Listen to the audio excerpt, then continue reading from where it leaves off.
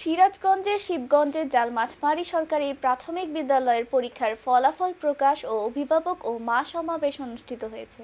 সোমবার ২৯ ডিসেম্বর অনুষ্ঠিত অভিভাবক ও মা সমাবেশে সভাপতিত্ব করেন বিদ্যালয়ের প্রধান শিক্ষক মোহাম্মদ আবদুল্লাহ। এতে উপস্থিত ছিলেন বিদ্যালয়ের শিক্ষকবৃন্দ, ম্যানেজিং কমিটির সদস্য এবং অভিভাবক ও শিক্ষার্থীরা। ফলাফল প্রকাশ করে অভিভাবকদের সঙ্গে শিক্ষার্থীদের অগ্রগতি ও ভবিষ্যৎ পরিকল্পনা নিয়ে মতবিনিময় করা হয়।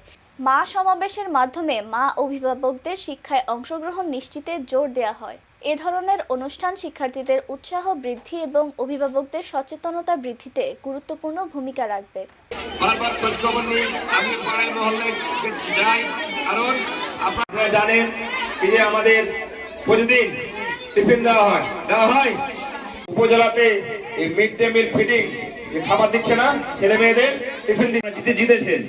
কারণ আমাদের আপনাদের বিদ্যালয়, আমাদের বিদ্যালয়, আমরা এখানে মোট কখনো ডিম, কখনো দুধ, কখনো কলা, কখনো বিস্কুট, এইভাবে আমরা প্রতিদিন দিই।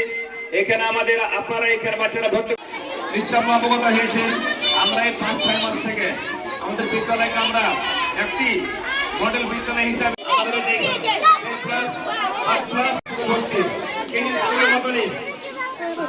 এটাও আবার মোট ২৭টি স্কুল আছে। সবাই এখানে আমার বেশিরভাগ শিক্ষক আমাকে এখানে মাস্টার ডিগ্রি এমএ পাস, সেহেতু আমরা আমাদের সেই মেধা দিয়ে সেই চেষ্টা করেছি, চেষ্টা করবে।